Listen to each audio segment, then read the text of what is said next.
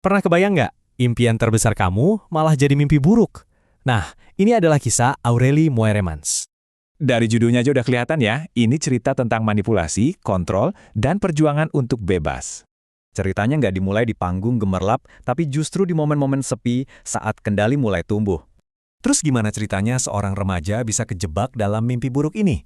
Yuk, kita bedah. Semua berawal saat Aurelie umur 13 tahun. Dia menang kompetisi bakat dan karirnya langsung meroket. Bayangin, dia masih muda, di negara baru, karir lagi naik, posisi yang bikin dia gampang dimanfaatin.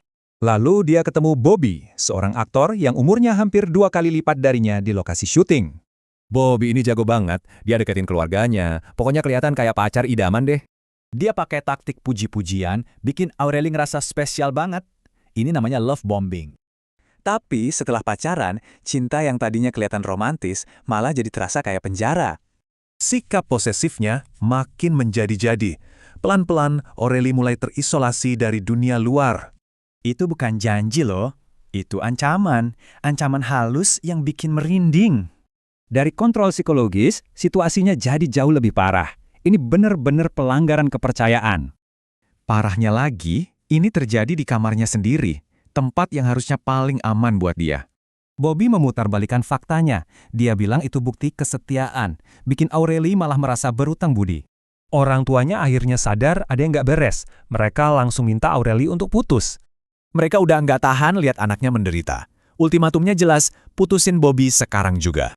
Dan respons Bobby, dia pakai kartu terakhirnya, yaitu ancaman bunuh diri. Beban berat buat remaja manapun. Di posisi Aurelie, dia merasa harus nyelamatin Bobby, tapi itu malah bikin cengkramannya makin kuat. Bobby bahkan maksa Aurelie bohong ke pihak berwajib. Keluarganya sendiri dibuat jadi musuh. Puncaknya adalah di ulang tahunnya yang ke-18, hari yang harusnya jadi hari kebebasan. Tapi di hari spesialnya itu, nggak ada perayaan sama sekali. Yang ada cuma sebuah perintah. Dia disuruh datang ke sebuah mall. Di sana, Bobby udah nunggu bareng 2 orang dan setumpuk surat. Jadi, momen dewasanya bukan soal kebebasan, tapi soal upaya Bobby untuk memilikinya secara hukum. Jadi gimana akhir ceritanya? Memoir Aurelie ini jadi bukti perjuangannya untuk bisa bebas.